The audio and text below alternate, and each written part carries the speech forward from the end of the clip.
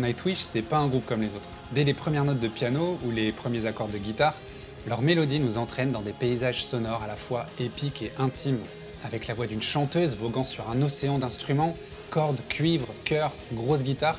Le groupe nous raconte des histoires où se mêlent nature, amour, perte et transcendance. C'est cette alchimie particulière qui fait de Nightwish un pont entre le métal et les émotions de la musique symphonique, un navire constamment ébranlé par des tempêtes personnelles, mais toujours capable de renaître. En effet, depuis presque 30 ans, les raisons pour faire stopper le groupe ne manquent pas. Désaccords, changements de line-up, problèmes de santé. Et pourtant, Nightwish, mené par le claviériste Tuomas Holopainen, se relève toujours et continue d'avancer. Le dernier album en date évoque d'ailleurs le temps et l'évolution, et invite à contempler des sujets aussi vastes que la condition humaine, la science, la nature et le futur de notre planète. Aujourd'hui, on va parler de cette machine de guerre qu'est Nightwish, un des groupes pionniers du métal symphonique. Donc allez chercher vos rênes, montez sur votre traîneau, on part pour la Finlande.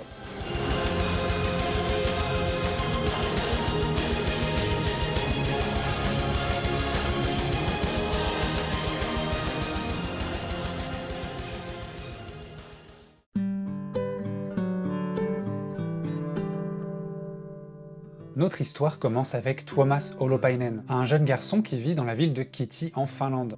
Tuomas, c'est un rêveur et à l'âge de 7 ans, il commence à apprendre le solfège ainsi que 2 instruments, la clarinette et le piano. Il grandit, il s'intéresse au métal notamment, surtout depuis qu'il a pu aller à un concert de Metallica pendant un séjour aux États-Unis.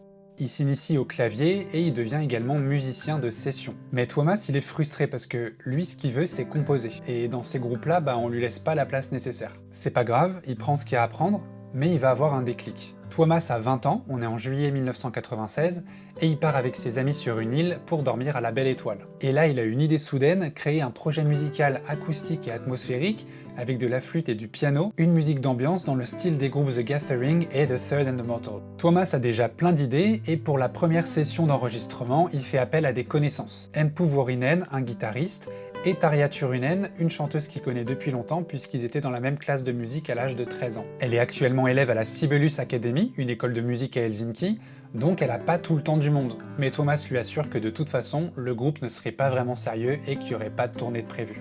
Tuomas, lui, il est toujours à fond pour faire de la musique acoustique à tendance plutôt folk. Du coup, il va composer 3 morceaux, Etianen, The Forever Moments et Nightwish. Et les musiciens se rendent en studio donc pour enregistrer tout ça. Chacun enregistre sa partie, et vient le tour de Tarja qui se met à chanter.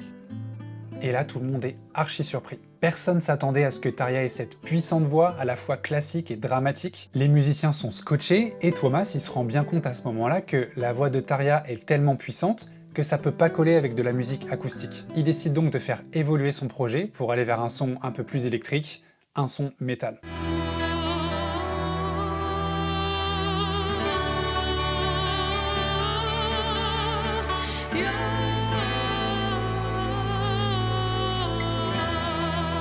On est maintenant en 1997 et Empu, le guitariste, a troqué sa guitare acoustique contre une guitare électrique. Le groupe embauche Jukka Neväläinen à la batterie, c'est une connaissance de Empu, et puis c'est parti. Tuomas, il est en tête d'enregistrer 7 morceaux avec un son donc plus métal que les 3 premières démos, donc les musiciens entrent en studio, ils enregistrent ces morceaux, et ces 7 morceaux vont tomber dans les oreilles de quelqu'un du label Spinefarm Records. Pour info, Spinefarm Records, c'est un label finlandais spécialisé dans le métal qui va peser beaucoup dans les années suivantes, puisqu'on retrouvera chez eux des groupes comme Sonata Arctica, Dark Tranquillity, Amorphis, ou encore les Français de Hangman's Chair. Bref, le label est emballé par la musique de Nightwish et il va leur proposer un contrat pour sortir 2 albums chez eux, contrat que le groupe accepte. Les 4 musiciens vont bosser toute l'année 1997 sur l'album et c'est en novembre que sort Angels Fall First.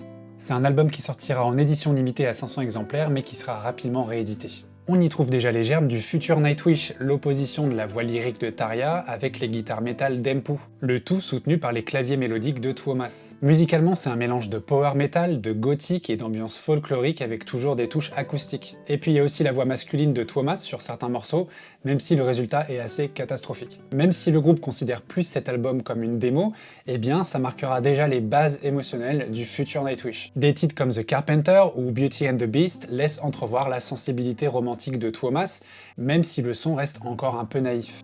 Angels Fall First est accueilli avec un succès modeste en Finlande, le bouche à oreille fonctionne et le groupe commence à gagner un public national. Et puis le morceau The Carpenter atteindra la 3e place des charts en Finlande.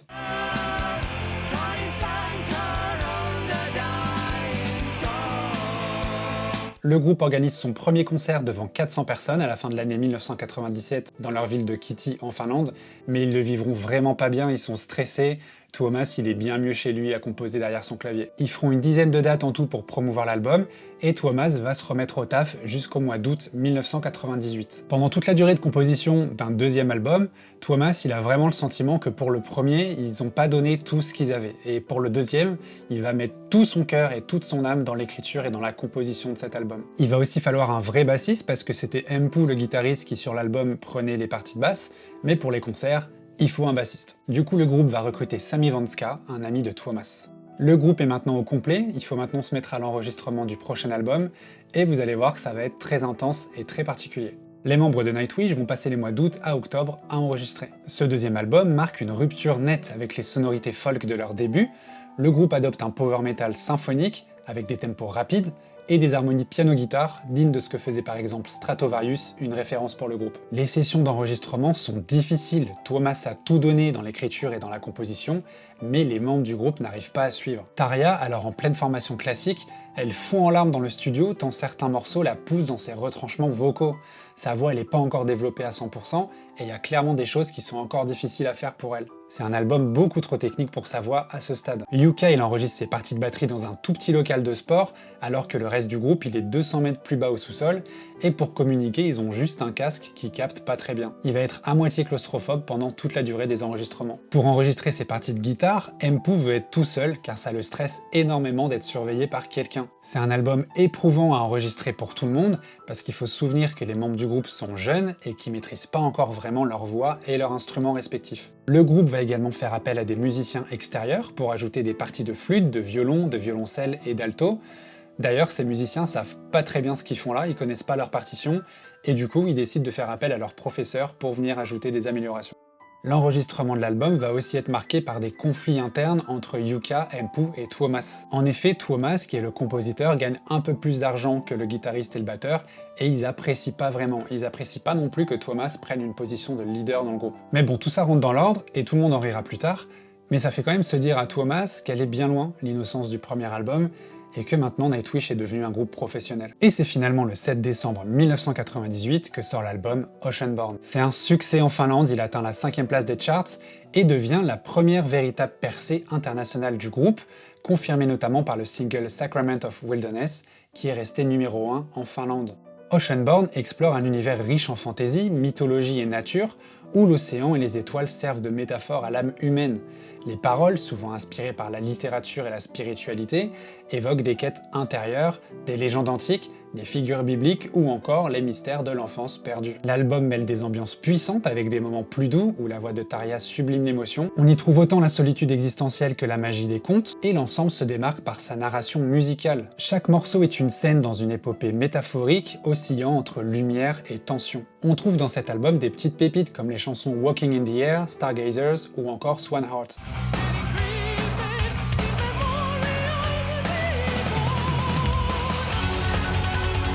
Il y a une autre chanson qui n'est pas dans l'album au moment de sa sortie, mais qui figurera dans les éditions ultérieures. Cette chanson, c'est pour moi une des chansons les plus emblématiques du groupe. Pour vous donner un peu de contexte, Nightwish signe avec un label allemand qui s'appelle Drakkar Records, et les gens de ce label, ils vont demander au groupe de faire un titre qui coïncide avec l'éclipse du mois d'août 99. Ils vont sortir la chanson, et elle va se hisser à la 2e place des charts en Finlande, mais surtout c'est la première chanson du groupe à avoir une renommée en dehors de la Finlande, et surtout en Allemagne. Elle sera systématiquement jouée en tournée, c'est un très beau titre qui appelle à la rêverie, cette chanson s'appelle Sleeping Sun.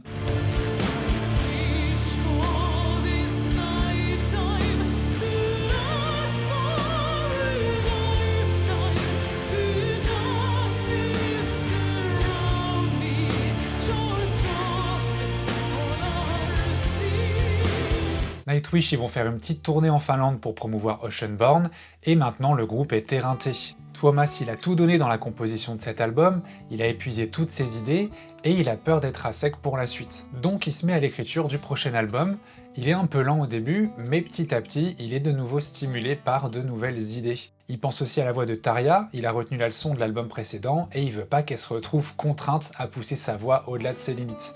donc il prend aussi ça en compte. Le groupe entre en studio au début de l'année 2000, et les enregistrements du futur album sont plaisants et étonnamment faciles, ce qui fait beaucoup de bien au groupe après les galères de l'album précédent. Et c'est en mai 2000 que sort le troisième album du groupe, Wishmaster. Cet album adopte un style plus affirmé de power metal symphonique, basé sur une atmosphère épique et mélodique, avec des tempos puissants et une voix lyrique de Tarja plus confortable, tout en conservant un souffle dramatique. Les paroles évoquent la fantasy avec des références à Tolkien, le morceau The Kingslayer est directement inspiré de la tragédie de Columbine, on y trouve aussi des ballades poignantes et des paroles inspirées des contes de fées. C'est un album qui fait voyager dans ses paroles. Dès sa sortie, Wishmaster grimpe en tête des charts, il est certifié disque d'or en Finlande et grimpe très vite dans les classements européens. Il est classé album du mois par de nombreux magazines spécialisés. Les critiques soulignent un travail soigné où l'album gagne en mélodicité et maturité, même si certains notent une baisse de lourdeur métal par rapport à Oceanborn. Les fans, eux, le classent volontiers comme étant le meilleur album du groupe à ce moment-là. Des titres comme She's My Sin, Deep Silent Complete, Wishmaster et Dead Boys Poem deviennent emblématiques. Et la tournée Wishmaster permet au groupe, alors bien reconnaissable, de passer officiellement au statut de groupe phare du métal symphonique, en tête d'affiche lors de leur toute première tournée mondiale. En effet, le groupe passera par la France, l'Allemagne, l'Argentine, le Brésil, le Chili, le Mexique, le Canada, et puis participera également au Wacken Open Air en Allemagne, un des plus gros festivals métal au monde. C'est aussi lors de cette tournée que Tarja rencontrera Marcelo Cabulli, qui deviendra son mari et manager, on en reparlera plus tard.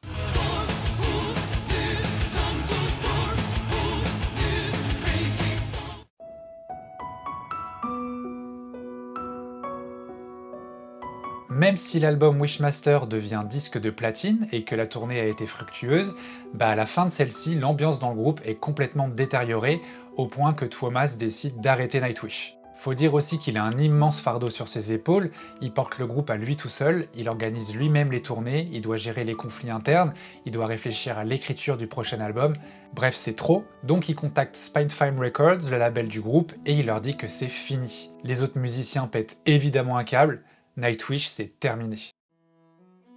Maintenant, il faut que je vous parle absolument d'un autre groupe finlandais qui est au sommet au même moment. Ils reviennent d'une tournée au Japon notamment.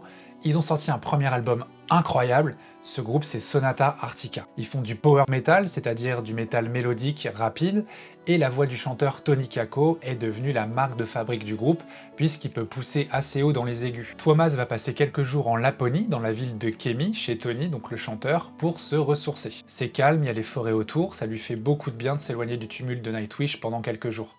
Et à la fin de son séjour, il en est sûr et certain, il veut continuer Nightwish. C'est son bébé, c'est plus fort que lui, il est fait pour écrire de la musique, ce groupe c'est sa vie à présent. Par contre, va falloir qu'il fasse un peu de ménage dans sa tête, et pour ça il va prendre plusieurs décisions. Il va congédier Sami, le bassiste du groupe, parce qu'il s'investit pas assez, il va recruter Marco Hietala pour le remplacer, c'est une personne qu'il connaît déjà puisqu'il fait partie du groupe Synergy et qu'ils ont déjà un peu travaillé ensemble, et puis Marco deviendra une identité à part entière du groupe grâce à sa voix puisqu'il chantera sur certains morceaux avec Tarja. Et puis pour finir, Tuomas va déléguer toute la partie organisationnelle des tournées en recrutant un nouveau manager. Donc Tuomas va mieux, c'est un nouveau départ pour le groupe, tout le monde repart sur des bonnes bases, et puis l'arrivée de Marco lance un vent de fraîcheur. Maintenant, il faut se mettre à bosser sur le quatrième album de Nightwish. Cet album sort en 2002, il s'appelle Century Child, et il marque plusieurs tournants. C'est la première fois qu'un orchestre symphonique complet est engagé en studio, ouvrant littéralement de nouveaux horizons sonores au groupe. Le ton évolue vers plus de nappes mélodiques, toujours teintées d'un métal puissant, et puis il est plus influencé par des compositeurs de musique de film comme Hans Zimmer. Plus important encore, c'est le disque où Tuomas livre ses textes les plus personnels. Il décrit lui-même avoir traversé la pire année de sa vie lors de sa conception, et la thématique centrale de l'album est la perte de l'innocence et la fin de l'enfance. Les paroles abordent le désenchantement et la nostalgie, par exemple dans les très beaux morceaux Bless the Child ou End of All Hope, comme s'il écrivait dans un journal intime. La voix de Tarja reste dominante, mais Marco apporte désormais son chant clair sur plusieurs titres, ce qui marque le début du dialogue voix féminine, voix masculine. Century Child est certifié disque d'or le jour de sa sortie en Finlande, et il deviendra double disque de platine en 2003. C'est aussi un album qui permet à Nightwish de gagner de nouveaux marchés, notamment en Asie et aux États-Unis. Le groupe fait désormais des tournées mondiales, même s'ils doivent faire une pause de quelques mois à cause des études que Tarja doit terminer. Le groupe réalise les meilleurs concerts qu'ils aient jamais faits, et puis sur scène, la nouvelle présence de Marco leur donne une nouvelle dynamique. À la fin de cette tournée, Nightwish aura joué devant plus de 450 000 personnes dans 23 pays différents.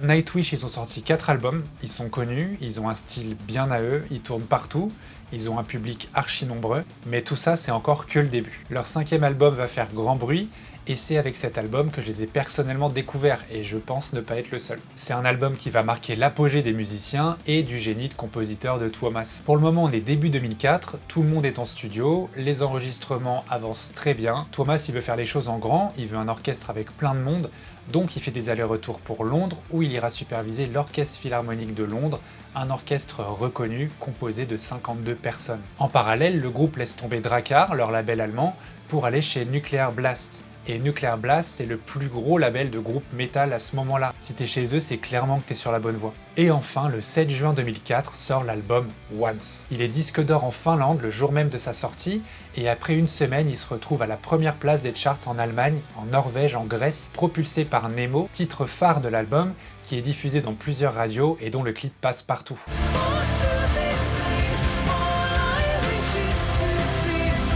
Musicalement, Once mélange des hymnes accrocheurs comme Dark Chest of Wonders ou Wish I Had an Angel, et puis on y trouve aussi des titres épiques comme Ghost Love Score, qui pour moi est une pièce maîtresse de leur discographie puisqu'elle dure 10 minutes et elle est archi variée dans sa structure. On y trouve aussi une chanson chantée en finnois, dont je me passerai bien de prononcer le titre, et puis il y a le morceau Quick Mary's Blood, dans lequel le groupe a fait appel au musicien John Two Hawks pour jouer de la siyo-tanka, une flûte des Indiens des plaines des États-Unis.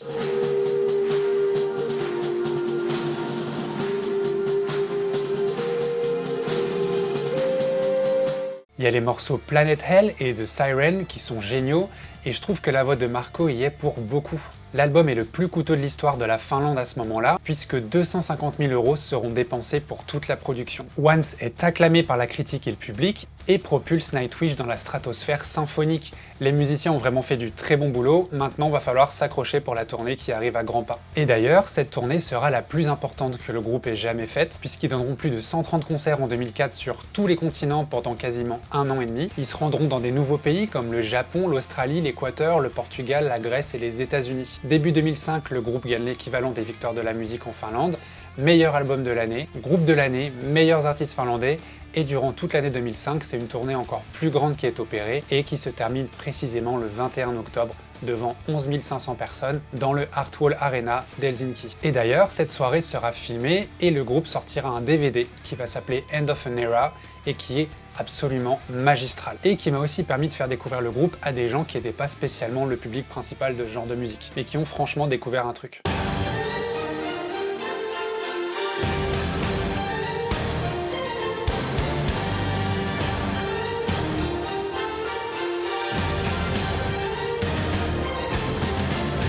Ce soir-là, du 21 octobre 2005, le groupe fait un magnifique concert, l'alchimie est très bonne sur scène, mais il va se passer quelque chose à la fin de ce concert. Les membres du groupe rejoignent leur loge, et Tuomas Holopainen, avec l'accord de Marco, Empu et Jukka, remettent à Tarja une lettre ouverte. Ils ont décidé de la virer du groupe.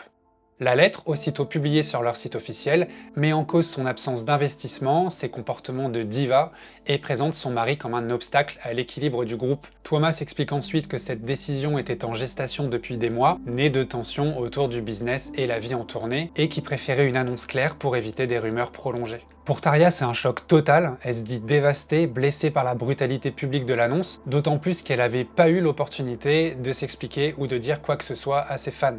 Elle évoque sa présence affaiblie en tournée, la fatigue, la difficulté à dormir dans les bus enfumés, la nécessité de préserver sa voix et des préférences de voyage qui la distinguaient parfois du reste du groupe. Tout ça avait nourri le fossé. La situation prend des dimensions très médiatiques. Tarja publie à son tour une lettre ouverte, relativisant les accusations portées à son égard et à l'égard de son mari, qu'elle juge fondées sur des préjugés. Elle tient une conférence de presse plutôt émotive à Helsinki, en exprimant la douleur de la rupture comparée à un divorce, choquée par la dimension publique du conflit et sous le feu des médias. Tuomas défend sa démarche en affirmant que la décision, bien que difficile, était nécessaire et unanime.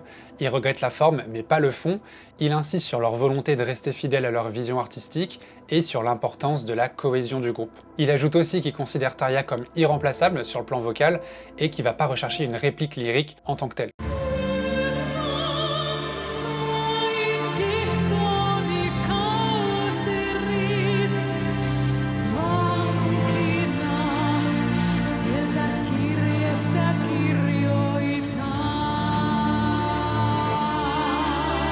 La séparation de Tarja, c'est un moment douloureux pour tout le monde. Thomas dira qu'il compare ça à un divorce horrible et que le soir du dernier concert a été le jour le plus dur de sa vie. Pour Empu, Marco et Yuka, les autres membres du groupe, c'est aussi un épisode traumatisant, ils vivent ça comme un sacrifice et finalement ça les rapproche. Le groupe, renforcé par cette épreuve, mise tous sur une conviction profonde, continuer ensemble sans trahir leur identité. Dès 2006, les membres entament un processus intensif de recherche d'une nouvelle voix pour remplacer Tarja. Plus de 2000 démos leur parviennent entre mars 2006 et janvier 2007, ce qui témoigne de leur détermination à trouver un équilibre entre compétences vocales, présence scénique et cohésion avec le groupe. Pendant ce temps, Thomas compose de nouvelles chansons et les 4 musiciens commencent l'enregistrement du prochain album. C'est Marco, déjà bassiste et second chanteur, qui assure les parties vocales provisoires sur les démos, ce qui apporte une base solide à partir de laquelle la future chanteuse pourra s'inspirer. Les musiciens se retrouvent dans un esprit de reconstruction, les guitares, claviers, batteries et basses sont enregistrés en 2006 dans divers studios en Finlande afin de donner forme à un squelette musical puissant bâti autour d'harmonies et de mélodies qui dessinent le futur de Nightwish. Parce que dehors, ça parle, ça spécule pas mal, les médias font des articles, les gens colportent des rumeurs, on dit que la prochaine chanteuse sera sans doute la chanteuse de Tristania, d'Epica, de Leaves' Eyes, mais en mai 2007 vient la révélation. Annette Olsson, ancienne figure du groupe suédois Allison Avenue, est officiellement annoncée comme nouvelle chanteuse de Nightwish. Elle est choisie pour sa voix expressive et son humanité, elle impressionne le groupe dès l'écoute de sa démo, reprenant la chanson Ever Dream avec émotion. Malgré les doutes de certains vis-à-vis d'un style moins lyrique, la conviction est unanime que son timbre plus pop pourrait insuffler un renouveau sincère au projet. À ce moment-là commence une phase intense de répétition collective, vécue comme une première thérapie de groupe. Les membres rejouent les morceaux déjà prêts, réadaptent leur approche et accueillent Annette dans un processus d'appropriation artistique. L'enregistrement de l'album Dark Passion Play s'étend de septembre 2006 à juin 2007. Le groupe s'offre un luxe rare pour un groupe de métal, la participation de l'Orchestre Philharmonique de Londres, d'un chœur de gospel et d'un chœur classique produit en session intensive au mythique studio Abbey Road. Il s'agit du projet le plus coûteux jamais enregistré en Finlande, qui passe donc devant l'album Once, puisqu'environ 500 000 € seront dépensés. L'effervescence du public est palpable et l'album sort enfin en septembre 2007, soit 3 ans après l'album précédent.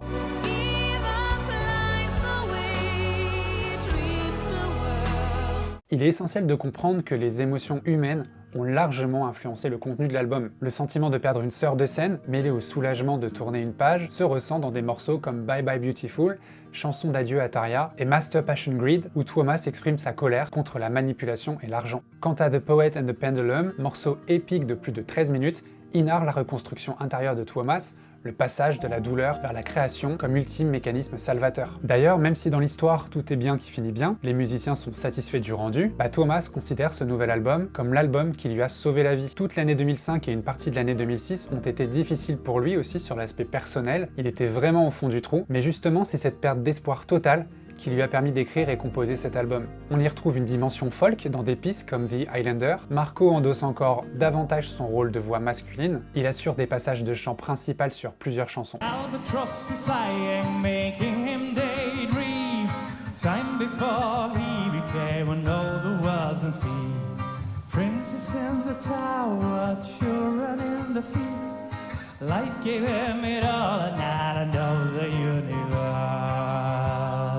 Du point de vue stylistique, Dark Passion Play confirme Nightwish dans son statut de boss du métal symphonique, avec un son aussi grandiose que le précédent album, mais plus intime, émotionnel et introspectif. Même si la voix d'Annette n'a plus rien à voir avec celle de Tarja, elle apporte un côté résolument plus pop. L'album est un triomphe, numéro 1 en Allemagne, en Suisse, en Hongrie et en Croatie. C'est l'album que tout le monde attendait, l'album du retour, et forcément, il cartonne. La tournée mondiale qui va suivre inclura plus de 194 concerts sur tous les continents, ce qui confirme l'appropriation pleine et émouvante du public, malgré leur tristesse initiale de faire face à une nouvelle voix.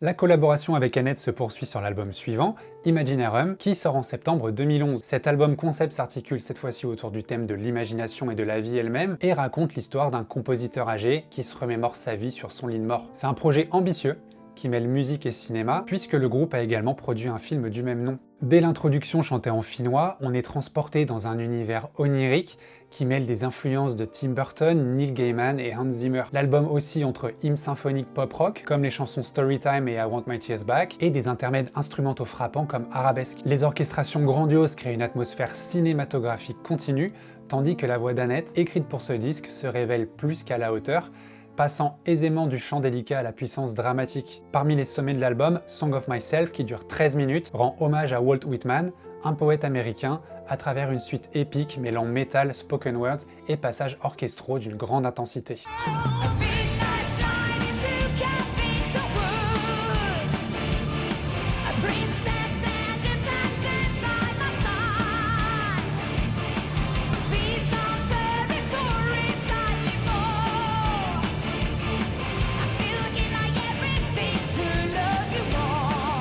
Les critiques et le public saluent un album cohérent malgré l'éclectisme. Certains critiques louent l'ampleur orchestrale, mais regrettent l'effacement du groupe derrière cet orchestre. Et c'est aussi ce que je regrette, qu'à partir de ce moment-là, dans la discographie du groupe, on ait plus l'impression que c'est un orchestre qui travaille avec Nightwish, plutôt que l'inverse. La partie symphonique est très présente, ce qui peut être vu comme une bonne chose, mais je regrette un peu l'authenticité des albums précédents. Maintenant, le groupe est en pleine tournée Imaginarium, donc on est en 2012 et il va se passer quelque chose. Le groupe annonce sur son site que Annette est à l'hôpital, il n'y a rien de très grave, mais elle peut pas assurer le concert suivant. Elle dit au groupe d'annuler le concert et qu'elle reviendra le lendemain, donc c'est pénible, ça fait annuler une date, mais tant pis. Mais le groupe, sans rien lui dire, ils vont la remplacer pour ce concert-là. Une dispute éclate à la suite de ça, et 3 jours plus tard, on apprend que Annette et le groupe se séparent d'un commun accord. C'est aussi soudain que ça arrive en pleine tournée, mais Thomas, il avait tout prévu. Je vais vous expliquer ce qui s'est passé, mais je tiens à vous dire que entre les différentes versions, que ce soit celle d'Annette et celle du groupe, c'est difficile de se faire son propre avis. La version d'Annette est la suivante. Plusieurs mois plus tôt, elle est tombée enceinte. Et elle sait qu'elle pourra pas honorer la tournée du groupe qui se fera en Australie à ce moment-là. Donc logique, elle demande de reporter cette tournée. Thomas refuse, ça implique trop de choses de reporter la tournée en termes de coûts, de logistique, etc. Donc il évoque l'idée de faire remplacer Annette par une autre chanteuse pour cette tournée spécifiquement. Annette est d'accord, même si elle n'est pas super séduite par l'idée, mais quand Thomas lui dit par qui il voudrait la remplacer, elle refuse directement. Pourquoi elle refuse ? Parce que Thomas, il évoque le nom de Floor Jansen. Et Floor Jansen, c'est vraiment pas n'importe qui dans le métal. Je vous disais que Nightwish, c'est un des groupes pionniers dans leur genre. Mais il y a évidemment d'autres groupes qui ont émergé au même moment, qui font du métal bien lourd, mélodique, et avec une voix féminine. Il y en a même plein. Nightwish font partie des plus gros, bien sûr, mais dans les plus gros, si on se dirige du côté des Pays-Bas, il y a 3 groupes principaux dans cette même veine. Il y a Within Temptation, qui font du métal symphonique avec un côté gothique. Ils ont fait plein de bons albums, mais je me souviendrai toujours que quand j'avais 17 ans, j'écoutais leur EP The Dance le soir dans le noir, et j'étais transporté dans un autre monde. Il y a aussi le groupe Epica. Eux, ils ont une connotation beaucoup plus classique, mais par la suite, ils évolueront vers une musique plus progressive. Ils utilisent plein d'orchestrations et plein de chœurs, et ils sont aussi connus pour leurs 2 voix, la voix lyrique de la chanteuse Simone Simmons et la voix grôlée du chanteur Mark Jansen. C'est ce qu'on appelle le plus communément dans le métal le style de la Belle et la Bête. Et puis il y a un 3e groupe qui s'appelle After Forever. Je vous aurais aussi bien parlé du groupe The Gathering, mais je trouve qu'on n'est pas vraiment dans la même veine métal symphonique. After Forever, eux, ils font une musique un peu plus progressive, encore que ça dépend des albums, mais ils sont d'une créativité incroyable. Ils ont sorti un album concept sur les conflits familiaux et les violences psychologiques. Cet album s'appelle Invisible Circles et je vous le recommande vivement. Une des marques de fabrique bien reconnaissables du groupe, c'est la voix de la chanteuse. Elle a une voix puissante, elle fait des prouesses remarquables sur scène et en studio, et cette femme s'appelle Floor Jansen. Donc pour revenir à Nightwish, quand Thomas propose à Annette de la remplacer temporairement par Floor, Annette elle refuse. Tout simplement parce que Floor elle a une sacrée réputation dans le monde du métal. Elle est établie depuis une vingtaine d'années dans le paysage, et Annette elle a simplement peur qu'elle lui vole sa place en fait. Annette, c'est une chanteuse pop de base, et auprès du public métal, il n'y a pas photo. Si on devait choisir entre elle et Floor, l'écrasante majorité des gens réfléchiraient même pas 5 secondes. Donc elle veut pas, Thomas il insiste, il veut pas abandonner la tournée, ça part en cacahuète, et début octobre 2012, on apprend qu'Annette fait plus partie du groupe. La version de Thomas est légèrement différente, la personnalité d'Annette ne s'intégrait pas dans la dynamique du groupe, elle lui était nuisible. Le fait est là, Nightwish ont une nouvelle chanteuse pour finir la tournée, Floor Jansen, qui est là juste temporairement pour le moment, mais qui en fait va devenir un membre permanent au groupe, et puis qui va quitter After Forever, son propre groupe.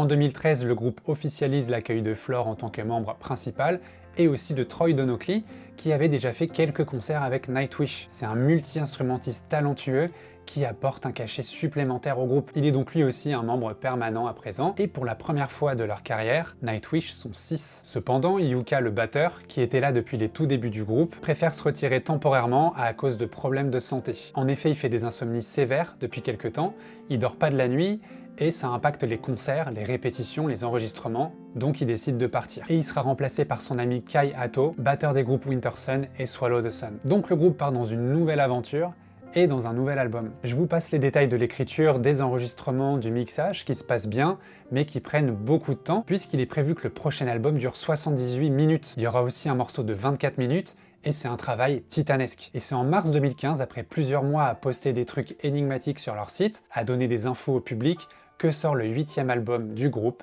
Endless Forms Most Beautiful. On y voit Nightwish prendre un virage thématique radical en s'inspirant directement de Charles Darwin et Richard Dawkins pour célébrer l'évolution, la science et la beauté de la vie. Dès les premières notes de Shut Up Before the Beautiful, on ressent le retour à un métal symphonique onirique plus équilibré entre guitare puissante, clavier dynamique et orchestre sans tomber dans l'excès. Les passages celtiques de My Walden et Edemaru démontrent l'influence grandissante de Troy, tandis que la mélodie soulève des ambiances folk chaleureuses. En parlant de la chanson Edemaru, Thomas s'est inspiré du livre de fantasy Kinky Lost Chronicles, ou Chronique du tueur de roi en français, et on se demande toujours ce que fait Patrick Rothfuss avec ce 3e tome qu'on attend depuis 15 ans. L'apogée du concept se trouve dans The Greatest Show on Earth, un morceau de 24 minutes, découpé en 4 actes, retraçant l'histoire de la vie sur Terre, enrichi par la narration de passages de Dawkins, et un final orchestral captivant, utilisant percussions et chœurs épiques.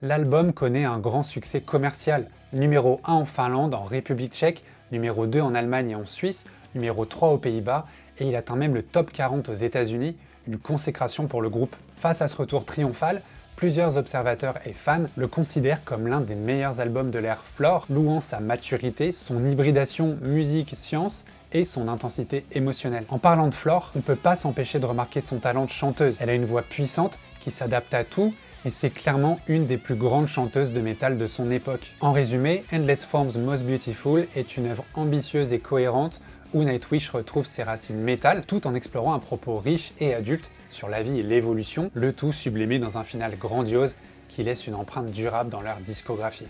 Pour promouvoir l'album, le groupe part 1 an et demi sur la route pour terminer la tournée à l'automne 2016, après s'être rendu littéralement partout dans le monde. Il y aura eu sur cette tournée des petites surprises, comme l'apparition de Sami Vanska, le premier bassiste du groupe. On retrouvera aussi Yuka, le batteur original, sur le morceau Last Ride of the Day en Finlande. Et puis pour finir, il y aura une apparition de Tony Kakko, le chanteur du groupe Sonata Arctica, sur la chanson The Islander à Rio de Janeiro.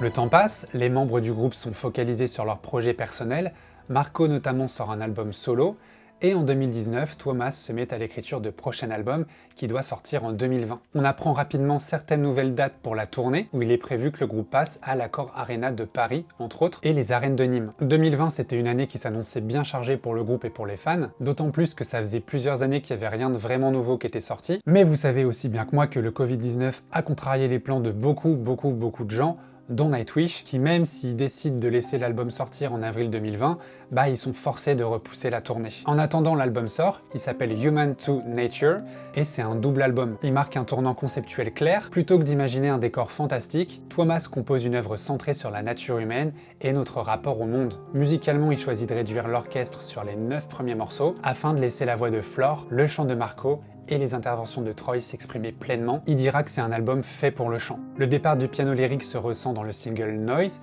critique nuancée de notre dépendance technologique, et dans Harvest, célébration vivante de la vie chantée par Troy. Dans le deuxième disque, on retrouve All the Works of Nature which Adorn the World, un long poème orchestral découpé en 8 mouvements qui, avec ses violoncelles, ses interludes atmosphériques et ses montées en puissance, évoque le cycle de la vie, la force du cosmos et l'harmonie fragile du vivant. Critiques comme fans accueillent un album dense, ambitieux et réfléchi. En Finlande et en Allemagne, il débute à la première place et rentre dans le top 10 dans 13 autres pays. Plus qu'un simple album, Human to Nature confirme Nightwish comme un groupe capable de fusionner musique, réflexion et grand spectre émotionnel, tout en renouvelant leur son avec maturité. C'est une œuvre cohérente, sophistiquée, à la fois intime et universelle. D'ailleurs, Thomas considère cet album comme le grand frère de Endless Forms Most Beautiful, voire comme une suite.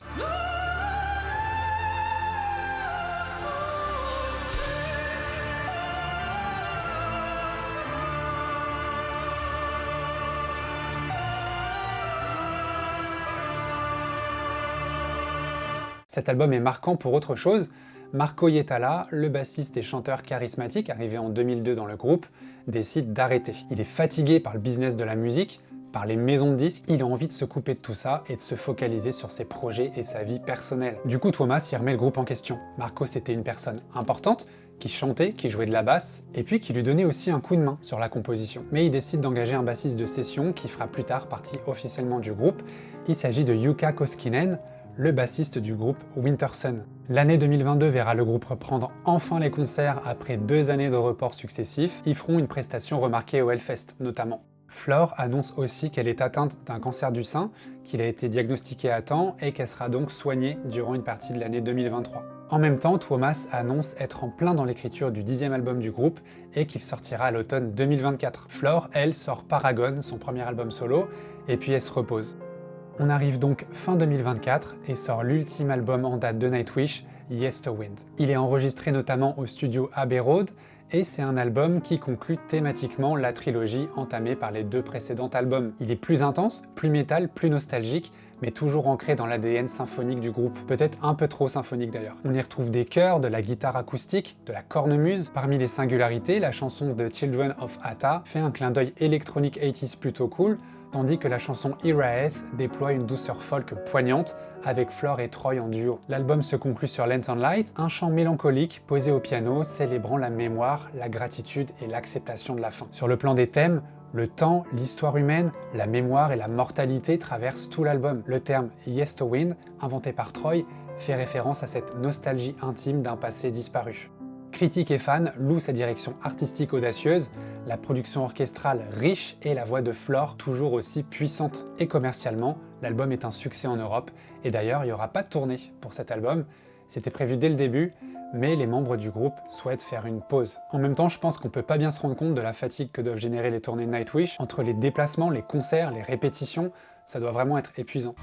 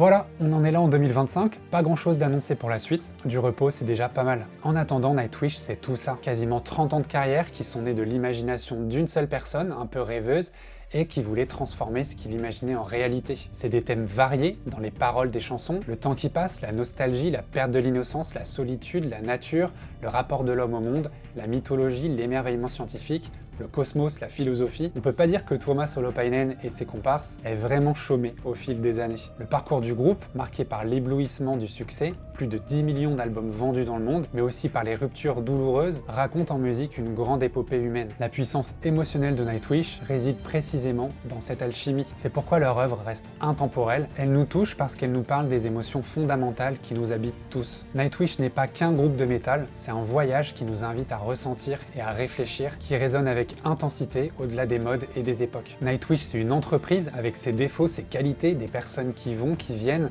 des disputes, de l'amour, de l'amitié. C'est une étoile qui nous dit qu'il faut continuer à rêver, parce que les rêves, c'est le seul endroit où tout est possible.